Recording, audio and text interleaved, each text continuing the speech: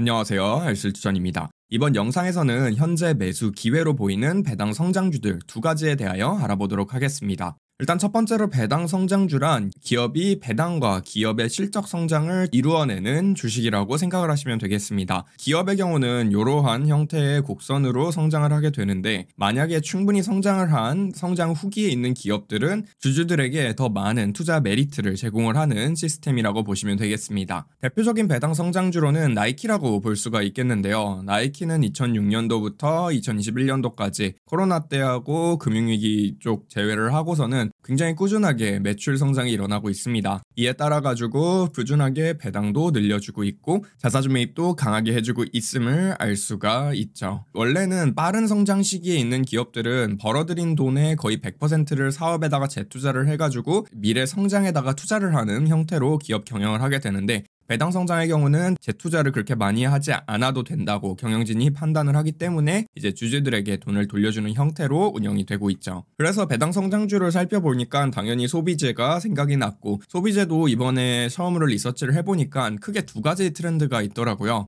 그래서 집 안에서 소비를 하는 물품과 집 밖에서 소비를 하는 물품들 두 가지라고 보시면 되겠습니다. 집 밖에는 away from home 아니면은 at home은 집 안에서 소비를 하는 소비재로 이렇게 크게 두 가지 카테고리로 나눌 수가 있더라고요. 실제로 기업들 IR 자료도 봐도 이렇게 구분을 짓고 있고요. 그래서 코로나 때 집안 소비가 증가를 했다는 이야기가 당연하죠. 그래서 코로나 때 소비재 물품의 사용량이 증가했다고 다들 알고 계실 텐데, 특히나 집안에서 사용하는 소비 물품이 증가를 했다고 보시면 되고, 반대로 집 밖에서 소비가 되는 소비 물품에 대해서는 감소를 하게 되었겠죠. 그래서 맥콜맥의 10K에 의하면은 밸런스가 집안에서 소비가 했던 게 코로나 때로 증가를 하고 집 밖에서 소비는 감소를 했으나, 코로나가 끝나게 되면은 집안의 소비는 어느 정도 떨어지게 될 것이고 집 밖에서 일어나고 있는 소비는 어느 정도 바운스를 할 건데, 코로나 이후의 세계에서는 집안에서 하는 것들이 많이 늘어나기 때문에 집 밖에서의 행동들보다 집안 소비가 더 높게 유지될 것 같다라고 이야기를 하고 있습니다. 그래서 대표적인 집 밖에서 소비가 되는 소비재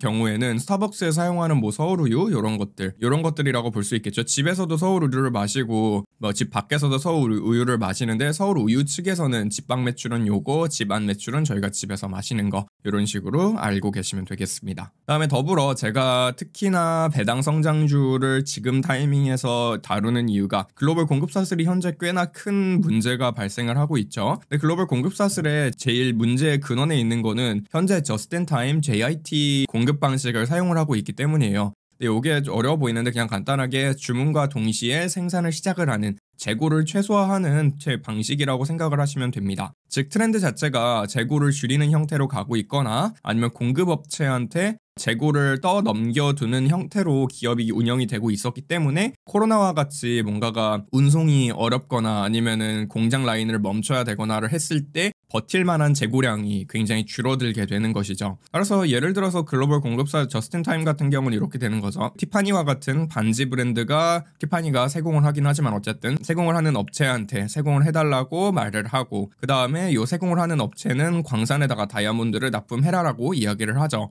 근데 예전에만 해도 1900년대 초반이라든지 중반만 해도 이 반지를 엄청나게 많이 쟁여두고 있었어요, 이 티파니와 같은 기업들이. 근데 이제는 반지를 쟁여두지 않고 필요한 만큼 수요를 예측해가지고 얘네한테 주문을 넣고 얘네가 얘네한테 주문을 넣는, 즉 얘만 덤탱이를 쓰게 되는 저스틴타임 방식이 채용이 되고 있으며, 근데 요것들의 문제가 요렇게 끊기면은 버틸 수 있는 재고량이 없다는 거죠. 그래서 그게 현재 일어나고 있는 상황이라고 보시면 되겠습니다. 그래서 코로나 이후에 생산시설이 중단이 됐었죠. 이거는 뉴스로 꽤 많이 나왔었고, 그래서 안 그래도 없던 재고가 더 줄어들게 되었습니다. 그리고 나서 정상화가 되고 나니까 생산시설의 100% 이상을 가동을 하면 될 줄 알았는데, 모두가 생산시설의 100% 이상을 가동을 하니까 100% 이상 가동이 안 되는 영역에서 병목 현상이 일어나게 되고 있으며, 요것도 이제 현재 일어나고 있는 글로벌 공급 사슬의 문제의 근원에 있다고 보시면 되겠습니다. 제일 큰 문제로 삼는 거는 물류 쪽 아니면 인력 쪽이라고 얘기가 나오고 있죠. 그래서 글로벌 공급사슬 문제 때문에 제품을 쟁여두고 판매를 하는 제품 기반 기업들은 수요는 많은데 공급을 하지 못해서 매출이 감소하는 현상이 나타나고 있습니다. 즉 요거는 단기 실적에 부정적인 영향을 미치게 될 것이고, 그러면은 당연히 주가가 부정적인 방향으로 반응을 하게 되겠죠. 그래서 맥콜맥의 CEO에 의하면은 서플라이 체인이 문제가 있고 그 다음에 수요는 아주 꼭대기에 있다라는 이야기를 10월 4일 날에 했는데 실제로 그거를 반증하듯이 요거는 S&P의 주가고 그다음에 요거는 맥콜맥의 주가거든요. 보면은 한 2020년도 후반부터 해가지고 S&P는 지속적으로 쭉 성장을 해왔는데 맥콜맥의 주가는 하락을 하는 모습을 보였습니다. 즉 시장에서도 그렇게 반응이 좋지 않으며 저는 요 현상을 매수 기회로 잡을만 하다라고 생각을 하고 있는 것이죠. 더불어 요것도 소비재에 대한 이야기를 하면서 한번 언급을 했었는데 유통 채널들이 점점점 더 강해지고 있습니다. 브랜드들이 물건을 만들어도 물건을 판매하는 유통 채널들이 몇 개가 없기 때문에 그쪽 유통 채널들이 가격 결정권을 쥐는 구조가 만들어지고 있습니다. 예를 들어서 월마트가 나 원래는 2달러에 사왔었는데 이거 1.9달러로 할인해줘 라고 요구를 하면은 팔 데가 월마트밖에 없기 때문에 당연히 할인을 해줘야 하는 그런 바잉 파워가 내려가게 되는 그런 현상이 나타나고 있고, 그리고 실제로 맥콜맥, 자꾸 맥콜맥을 가져오는데 맥콜맥 같은 경우는 월마트한테 판매하는 매출이 전체 매출의 12%에 해당합니다. 즉 엄청나게 큰 부분이 월마트에 의존을 하고 있다는 부분을 알 수 있으며, 이런 월마트가 만약에 니네 물건 다 더 이상 안 사줄 거야 라고 얘기를 한다면은 요 매출이 날아가겠죠. 물론 안 사주겠다는 거는 월마트의 매출도 날아가니까 그럴 경우는 없겠지만. 그래서 유통 채널들이 강화가 되었다. 그 중에서도 하나가 요것도 저번에 소비재에 대한 영상에서 언급을 드렸었는데 자사 브랜드, 프라이빗 레이블이라고 부르는 브랜드들이 확대가 되고 있습니다. 자, 뭐 PL은 간단하게 이런 것들인데 브랜드 제품들보다 훨씬 싸게 만들어가지고 품질은 동일하게, 대신 브랜드 광고라든지 이런 것들은 거의 없는 상태로 유통사들, 월마트가 직접 만드는 소비재 아니면 월마트가 직접 만드는 물건이라고 생각하시면 되겠습니다. 그래서 트렌드가 결론은 각 품목별로 1등하고 2등을 먹는 제품과 유통 채널들의 PL들만 판매 또는 진열을 하고 있습니다. 이거를 부정적인 시선으로 보자면은 3등부터는 판매의 기회 또는 시장 진입의 기회가 없어지고 있는 것이라고 보면 되고요. 긍정적으로 보자면은 1등과 2등하고 PL들에게는 시장 점유율이 커지는 성장의 기회로 작용할 수가 있겠습니다. 오늘 다룰 두 가지 기업들은 이미 1등과 2등 브랜드들을 다수 보유하고 있는 기업들이기 때문에 이제 긍정적인 측면으로 바라볼 수가 있겠죠. 그래서 포인트는 요거겠죠. 기득권 브랜드들을 많이 쥐고 있는 기업을 찾아야 하는 것이고, 그다음에 단기적으로 공급사슬 문제를 겪어서 단기 실적 감소가 되었고 그 다음에 주가가 내려가가지고 훌륭한 매수 기회로 작용할 만한 기업, 또는 배당과 자사주 매입 여력이 아주 많이 남아가지고 배당 성장과 자사주 매입 성장을 기대할 수 있는 기업, 두 가지 조건에 부합을 하는 기업을 찾아보니까 이 두 가지가 나왔습니다. 헐시스하고 맥콜맥하고 두 가지. 헐시스는 다들 알다시피 초콜릿 브랜드고 맥콜맥은 양념 만드는, 시즈닝 만드는 기업이라고 보시면 되겠습니다. 그래서 첫 번째로 헐시스는 초콜릿 제품의 그냥 최강자라고 보시면 될 것 같아요. 뭐 이런 거라든지 아니면 키세스라든지 아이스브레이커 같은 사탕 브랜드들도 다수 보유를 하고 있습니다. 그다음에 최근에는 Better for You라는 트렌드가 따라가고 있어요. 2000년도 초반부터 막 웰빙이라든지 설탕을 줄이는 추세에 있는데 이런 추세에 따라가기 위해 가지고 여러 가지 기업들을 인수를 하고 있다. 저설탕 고영양 간식을 만드는 기업들도 인수하여 헐시의 포트폴리오에 추가를 하고 있다라고 보시면 되겠습니다. 그래서 재미난 점으로는 당연하겠지만 월마트에 주로 납품을 하는 유통업자 맥레인이라는 기업에서 매출이 31%가 발생을 하고 있습니다. 근데 요거는 P&G라든지 아니면은 앞에 얘기한 맥콜맥의 예시와 다르게는 간식의 경우는 그냥 단순하게 박스형 대형 매장에서만 구매를 하는 게 아니잖아요. 그래서 편의점이라든지 아니면 주유소에 있는, 미국 같은 경우는 주유소 옆에 이렇게 편의점이 있으니까, 그다음에 드럭스토어, 약국 체인에도 유통을 해주고 있다. 즉 맥레인의 경우는 뭐 여기도 유통을 해주고 여기도 유통을 해주고 여러 군데에 한 번에 유통을 해주는 형태로 운영이 되고 있다고 보시면 되겠고, 요 기업이 헐시스의 주요 고객이라고 보시면 되겠습니다.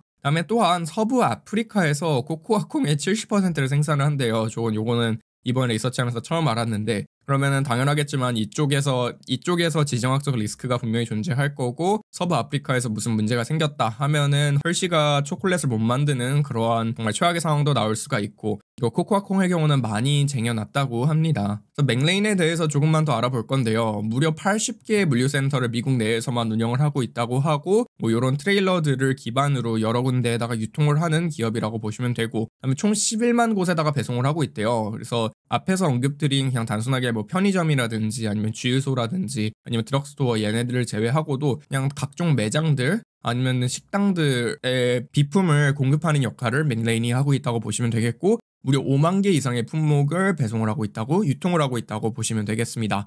이 기업이 원래 월마트의 자회사였거든요. 2003년도에 버크셔 워렌 버핏이 인수를 하면서 워렌 버핏의 자회사가 되었다고 보시면 되고, 하지만 여전히 맥레인에서 발생하는 매출의 25%는 월마트에서 발생하고 있다라고 합니다. 앞에서 Better for You라는 트렌드에 대해서 잠깐 말씀을 드렸는데, 이게 설탕을 줄이고 영양가 많은 간식의 소비를 증가시키는 추세에 있다고 보시면 될 것 같아요. 허쉬는 요거를 뭐 자사 브랜드를 만들다거나 이런 것보다는 그냥 작은 기업들을 인수를 하며 트렌드를 따라가려고 하는 중이라고 보시면 되겠고, 요건 앰플리파이라는 브랜드고 요거는 원이라는 브랜드라는 거를 최근 한 3년간 인수를 했습니다. 그리고 헬시스의 주가를 보면은 이게 요 S&P랑 비교하지 않고 그냥 보면은 신고가에 가 있어가지고 얼핏 보면 비싸다라고 생각을 하실 수가 있거든요.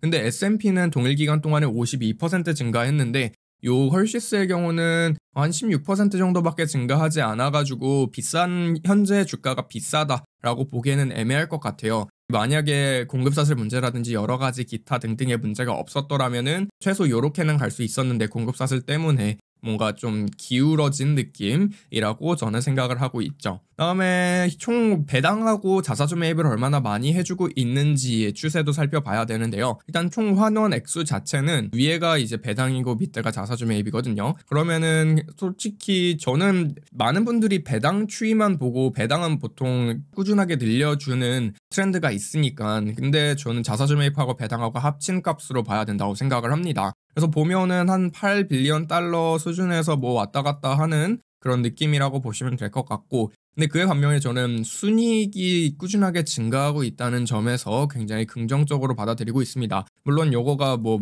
대형 소비재 기업들이 다 그렇겠지만 인수를 통해서 매출을 뻥튀기 시키는 그러한 짓을 하고 있기는 하지만, 어쨌든 매출을 성장을 시켰다는 거는 환원을 할 만한 액수가 미래에 더 많아진다는 뜻이 되는 거고, 그 다음에 주주 환원 비율도 살펴볼 건데요. 순이익 대비 얼마나 많은 돈을 환원을 해주고 있는지 보면은 2014년도하고 16년도에는 100%가 넘어가는 액수를 이제 환원을 해주는 게 몇 번 보였어요. 11년도, 12년도도 그렇고. 근데 현재 수준에서 보면은 이만큼이나 배당과 자사주 매입을 해주고 있음에도 불구하고 한 70% 수준으로 유지를 하고 있어서 미래에 이렇게 더 올려줄 가능성이 아주 많다라고 보시면 되겠습니다. 두 번째로 살펴볼 기업은 맥콜맥이라는 기업인데, 이 이야기는 굉장히 앞에서도 많이 했죠. 간단하게 시즈닝이라든지 아니면 양념계의 글로벌 리더라고 보시면 될 것 같아요. 이 맥콜맥이라는 로고 자체보다는 요걸로 더 유명하지 않나요? 몬트리얼 시즈닝으로, 스테이크 시즈닝으로 유명한 것 같은데 저도 요거를 굉장히 좋아하고, 그다음에 B2C하고 B2B 비즈니스를 두 개 다 하고 있어요. 일반적으로 맥콜맥은 B2C 기업으로 알려져 있죠. 소비자들에게 이런 것들을 판매를 하는 형태가 이제 맥콜맥의 B2C 비즈니스고, B2B 비즈니스는 양념과 향신료를 기업들에게 판매를 하는 거예요. 예를 들어서 과자를 만들 때 들어가는 시즈닝, 예를 들어서 치토스 만들 때 들어가는, 이건 펩시가 이제 맥콜맥의 주요 고객이 되는데, 치토스 만드는데 시즈닝이 정확하진 않지만 도리토 만들 때 들어가는 시즈닝이 사실은 맥콜맥이 만드는 시즈닝일 수도 있는 것이죠. 작년 9월부터 S&P 500 대비 지속적인 언더퍼폼을 보여주고 있어요. 그래서 여기부터 여기까지는 꽤 빠르게 치고 올라왔는데, 그 이후에는 제 생각에 공급사슬 문제 때문에 얘는 약간 기는 모습을 보이고 S&P는 지속적으로 상승을 하는 모습을 보였기 때문에 한 요만큼의 저평가가 되어 있다, 저는 이렇게 생각을 하고 있습니다. 그 다음에 철시스의 경우는 PER 기준으로 봤을 때 굉장히 싼 편이거든요. 근데 맥콜맥의 경우는 사실 좀 비싼 편이고, 바로 뒤에서 말씀을 드리겠지만 성장도 아직 굉장히 빠르게 나오고 있는 축에 속해요. 그렇기 때문에 이거는 아무리 많이 떨어져 있어도 조금 비싼 주가라고 볼 수 있고, 앞에 헐시스의 경우는 아무리 많이 올라 있어도 싼 주가라고 보시면 되겠습니다. 그래서 총 환원 액수를 보면은 맥콜맥도 역시 이렇게 쭉 늘리다가 한 2013년도부터 이렇게 쭉쭉 옆으로 기는 모습을 보여줬고, 근데 요것도 배당만 볼 경우에는 요렇게 막 지속적으로 올려주는 모습을 보이거든요. 근데 자사주 매입이 2014년도까지 이렇게 올리다가 점점 더 감소를 시켰잖아요. 그래서 실질적으로 주주들에게 돌아가고 있는 돈의 액수는 2013년도부터 동일하다. 순이익의 경우는 2013년도에 한 400밀리언 달러 정도를 벌었는데 2020년도에는 한 700밀리언 달러 가까이까지 올라오는 모습을 보여서 거의 2배 가까운 성장을 보였습니다. 그럼에도 불구하고 총 환원 액수는 동일하게 유지가 되는 모습을 보이고 있죠. 그럼 당연하겠지만 주주 환원 비율은 감소하게 되겠죠. 순이익이 50% 정도만 맥콜맥은 현재 환원을 하고 있다. 그 다음에 기업도 현재 성장을 하고 있다. 그렇기 때문에 배당 성장주의 카테고리에 굉장히 잘 맞다고 저는 생각을 하고 있습니다. 이번 영상에서는 맥콜맥에 대한 이야기, 헐시스에 대한 이야기, 그 다음에 소비재 섹터에서 일어나고 있는 일들에 대하여 정리를 해보았는데요. 다음 시간에는 더 재미난 이야기로 찾아뵙도록 하겠습니다. 시청해주셔서 감사합니다.